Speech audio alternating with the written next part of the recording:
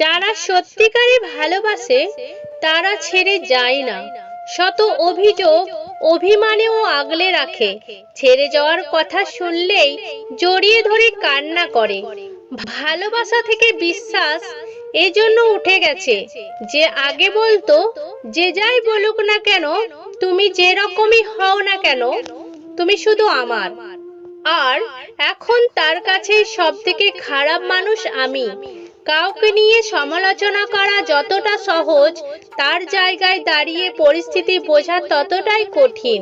তোমাকে ভালোবাসি, তোমাকে ছাড়া বাঁচবো না, এত নাটক না করে যদি সরাসরি বলে দিতে তোমাকে মেরে ফেলতে এসেছি, আমি তো হাসি মুখে তোমার হাতে মরতেও রাজি ছিলাম। অভিযোগ জমিয়ে রাখতে নেই, হয় ক্ষমা করে দিয়ে হয়, আর না হয় সরে আসা লাগে। তুমি বরং তারই গল্প হও যে তোমাকে লিখতে চাই, আর বইয়ের পাতায় আমি না হয় পড়ে নেব কোনো এক বই মেলায়। আমি ক্ষমা করার মতো মহত্ব নিয়ে পৃথিবীতে আসিনি, তাই সরে আসি নিঃশব্দে নিঃশর্তে গোপনে। কাগজের নৌকাটা না হয় খেলনা, কিন্তু তোমার দেখানো স্বপ্নগুলো কি ফেলনা? প্রতিদিন এই দুনিয়াতে কেউ আসে, আবার কেউ দুনিয়া ছেড়ে চলে যায়।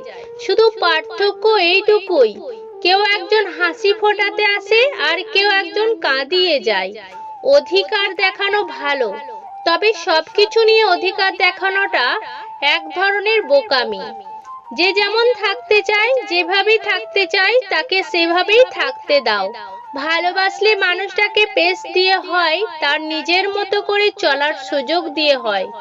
ওই মানুষটারও একটা স্বাধীনতা আছে, তার ইচ্ছে মতো চলার, নিজের মতো করে চলার। জীবনে কাউকে পাওয়ার পর যদি আরো ভালো কাউকে পাওয়ার আশা করো, তাহলে একদিন দেখবে তুমি তোমার জীবন থেকে মূল্যবান কাউকে হারিয়ে ফেলেছো। কিন্তু মানুষ আমাদের জীবনে এসেছিল বলে হয়তো আমরা বুঝতে শিখেছি সবাই বিশ্বাসের যোগ্য নয়।